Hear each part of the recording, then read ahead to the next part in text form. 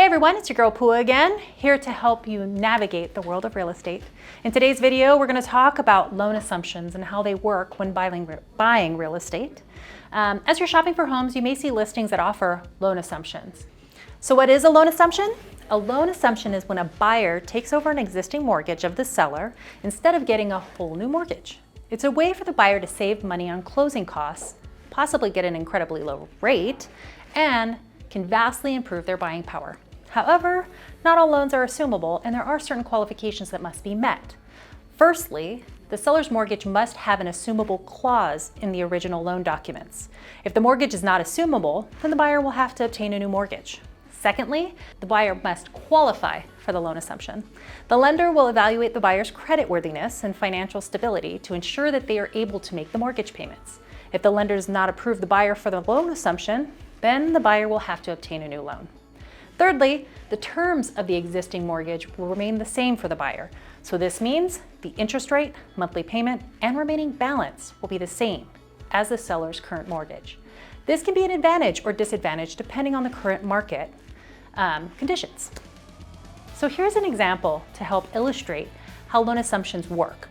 There is a home for sale for $400,000. Let's say that the seller has a mortgage of just $200,000 as a balance and an interest rate of 4%. The monthly payment is roughly $954 a month, and there are just 20 years left on the mortgage. The buyer is interested in assuming this mortgage instead of getting a new one. So the lender evaluates the buyer's creditworthiness and financial stability and approves them for the loan assumption. The buyer takes over the $200,000 mortgage. And the buyer will also take over that payment, and they have 20 years left on the mortgage. Again, this saves the money costs and interest. But the buyer still owes that seller that $200,000 for the home because the seller's built fantastic equity in their home over the past few years. So the buyer will need to finance the remaining balance of the $200,000.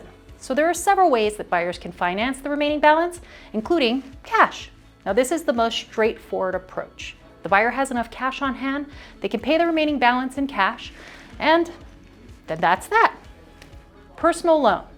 The buyer can take out a personal loan to cover the remaining balance. Personal loans are typically have a higher interest rate than mortgages, so it's important to consider long-term costs before taking out a personal loan.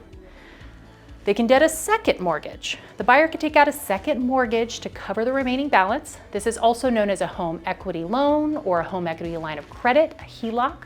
Second mortgages typically have higher interest rates than first mortgages, so it's important to consider the long-term costs, again, before doing a second mortgage.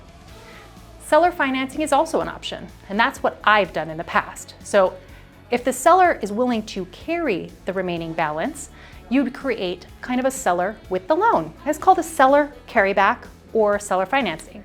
Then you'd make payments directly to the seller, typically with interest until that's paid off. Other financing options. So there are other options available for buyers, including FHA loans, VA loans, conventional loans, all of the regular stuff. But it's important to look at all your options to find the best one in your financial situation. So in any case, it's important to really work with a reputable lender and carefully consider your financing options before making a decision. And in conclusion, loan assumptions don't have to be scary. They can be a great way for buyers to save money and get a great interest rate. However, not all loans are created equal, so make sure that you're working with a great, knowledgeable realtor like me and a lender. So thanks for watching. If you're interested in assuming a loan, make sure you reach out to myself or a lender. And if you found this video helpful and want to learn more about creative financing, I'll be releasing a few more videos discussing seller financing, wraps, hybrids, and more. So stay tuned.